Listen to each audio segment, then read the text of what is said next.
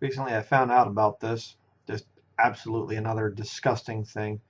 You, you read the Bible and you see a very strong hatred for Mystery Babylon there, and she's the mother of harlots and abominations of the earth. And when you really start to understand things and you start to research, you realize, yeah, it does tie back to the Catholic Church. Almost every single evil thing in this world ties back to the Catholic Church in some way.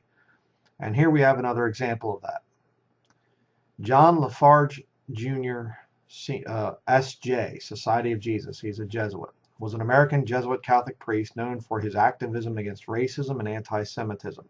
Involved in the heyday and eventual breakup of Thomas Wyatt Turner's Federated Collared Catholics, Lafarge went on to found a short-lived offshoot, the Catholic Interracial Council. You can see, 1880, the guy was born and died in 1963. So he's been in hell for a little while now, burning. Praise the Lord. In the run-up to World War II, he worked on a draft of a papal encyclical against racist and totalitarian ideologies for Pope Pius XI. Yeah, it's real good there, the totalitarian ideologies, kind of like Catholicism, entitled Humani Generis Unitas. Sounds like uniting, humanity there. Yeah. Though it was never promulgated due to the death of Pius XI on February 10th, 1939. John Lafarge was born. You can read some of the stuff here. It doesn't really matter. But thought that was interesting. His mother, Margaret Mason Perry Lafarge, was a granddaughter of Commodore Oliver Hazard Perry and a great-great-granddaughter of Benjamin Franklin. Benjamin Franklin was an occultist, Freemason. He was not a very good man. Pretty wicked. Lafarge was gifted at music and languages, eventually becoming fluent in both French and German. At the age of 10, he edited The Sunlight, a monthly magazine put out by a group of his friends, one of whom had access to a hand-printing press, blah, blah. But their family, knew all these different big influential people. He went to Harvard. Lafarge was drawn to the priesthood early, though he also considered careers in the Navy or the professorate. In the fall of 1901, he went to Austria to study theology at the University of Innsbruck. On 26th July, I think that's a misprint, July 26, 1905, he was ordained a priest in Innsbruck and joined the Society of Jesus, commonly known as the Jesuits. He returned to the United States, where in the fall the Jesuits sent him to St. Andrew on Hudson in Hyde Park, New York, for his novitiate years in the Society. In 1907, he was sent to Canisius College in Buffalo, New York, to teach humanities to freshmen for a semester, and then to Loyola University, Maryland, for another semester of teaching. He afterwards spent 2 years at Woodstock College in Maryland, where he received his master's degree in philosophy. Take heed lest any man spoil you through philosophy. Yeah, unless you're a Jesuit, then you don't have to.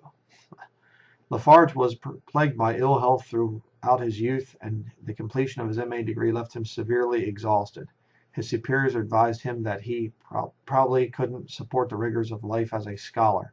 He moved into pastoral work, spending 15 years ministering to mainly African American and immigrant communities in rural St. Mary's County, Maryland, along Chesapeake Bay. His work was here deeply shaped his attitude to race relations and to racism, which he considered a sin. He spoke out publicly against the conditions under which African Americans lived, and he demonstrated special interest in furthering education for disadvantaged communities. In 1926, he founded an industrial school in southern Maryland for African American boys, the Cardinal Gibbons Institute. In 1926, Lafarge left his pastoral work in Maryland to become assistant editor of America, a leading Jesuit weekly magazine in the United States, still in print today. He went on to, at least as far as I know, went on to become its fifth editor-in-chief in 1944. Acknowledging that he was not a great administrator, he stepped down after 4 years and assumed the position of associate editor.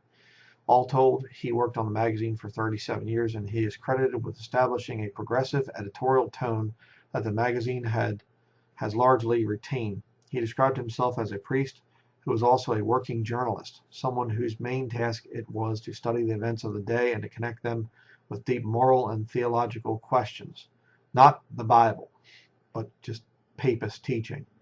His writings and newspaper articles on racism attracted broad public attention in the United States and abroad.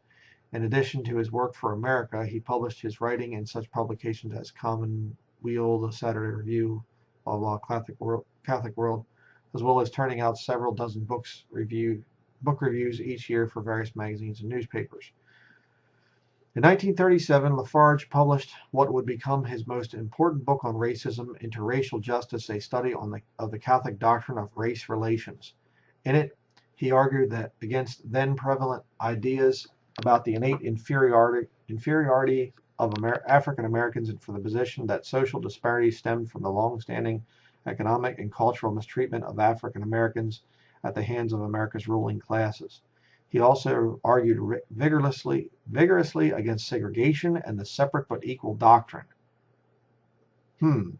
Integrationist, in other words. A revised and expanded edition was published in 1943 under the title The Race Question and the Negro.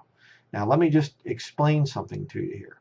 If you are not aware of what the Bible teaches, the Bible does not teach superior races, but the Bible does teach separation. All right, let me just put this here. Genesis chapter 11, you get down through here, they're trying to become one. And the Lord said, verse 6, behold, the people is one. And they have all the one language, and this they begin to do. And now nothing will be restrained from them, which they have imagined to do. Go to, let us go down and confound their language, that they may not understand one another's speech. So the Lord scattered them abroad from thence upon the face of all the earth, and they left off to build the city. Not because people are bad and we hate black people and I hate white people and I hate Asian people. That's not it. God wants diversity. He wants people to be split up. Segregation is God's system.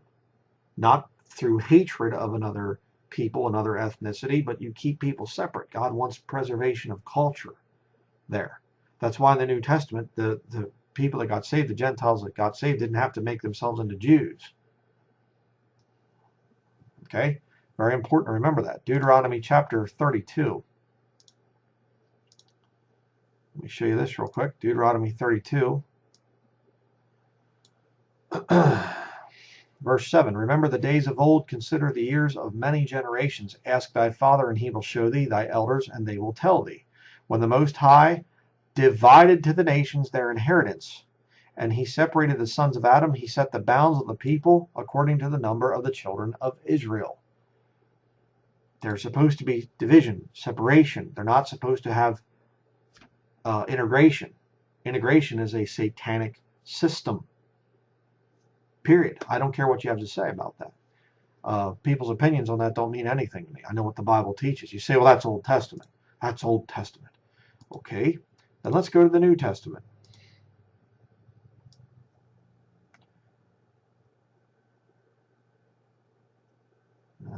Let's think of where it is.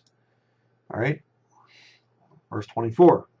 Acts 17, verse 24. God that made the world and all things therein, seeing that he is Lord of heaven and earth, dwelleth not in temples made with hands. Sorry, church buildings. Neither is worshipped with men's hands, as though he needed anything, seeing he giveth to all life and breath and all things, and hath made of one blood all nations of men for to dwell on all the face of the earth. That's where most people stop. They don't go on to this. And hath determined the times before appointed and the bounds of their habitation. Boundaries, separation. Unless you're a papist devil like this Lafarge guy. Why? Why is it important to stay separate? That they should seek the Lord, if haply they might feel after him, and find him, though he be not far from every one of us. You see, what happens when you merge people together and cultures together and everything else, you have to start to compromise to get along with everybody else.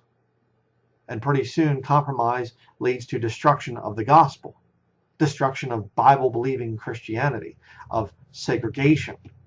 True biblical segregation is not a bad thing. It's not based on hate. It's based on love and respect for other people's cultures. I love and respect people's culture over in Africa, but don't try to force it on me. You see? That's what's going on here. And that's why this papist devil here, this guy, was coming out against all this stuff. And he's the one that started a lot of the thing of interracial marriage in this country. And then 2 Jesuit lawyers were the ones that were there with the Loving versus Virginia case, which I've proved in another video. It all ties back to the Jesuits. It all ties back to Counter-Reformation. It all ties back to the destruction of culture, whereby you can control the people and destroy people. It's right there. One of the people impressed by Lafarge's arguments was Pope Pius XI, who invited him to secretly prepare an encyclical on racialism, the topic he considered to be the most burning one of the time.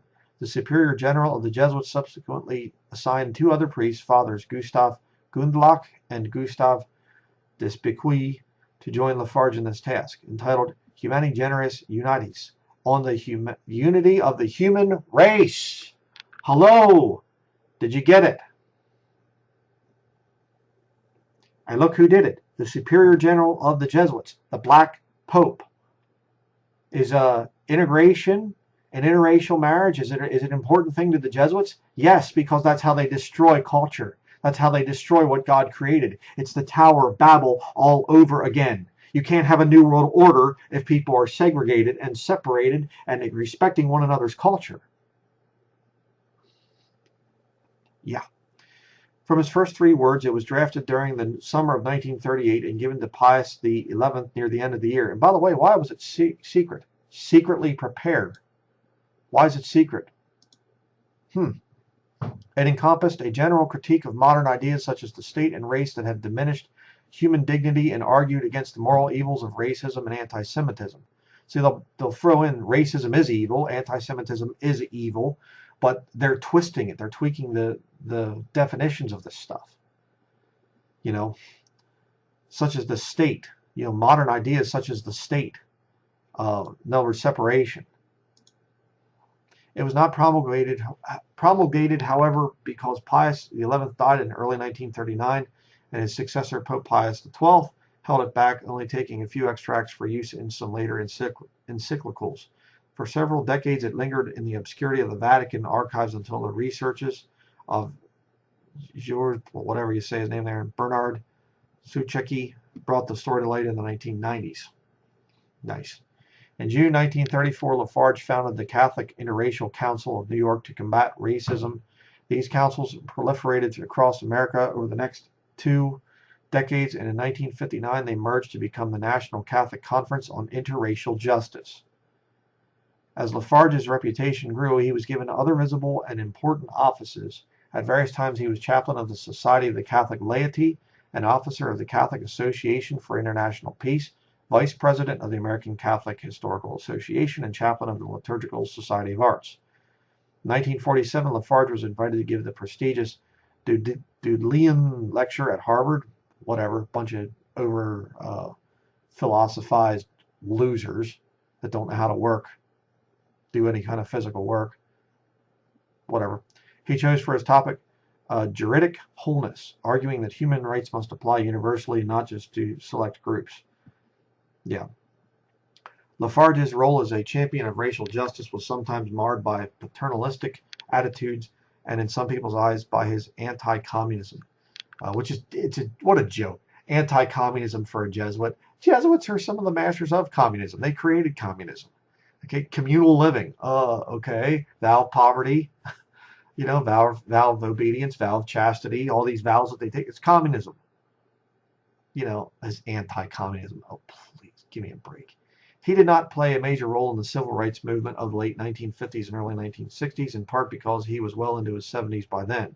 Yeah, but his philosophies led to that stuff.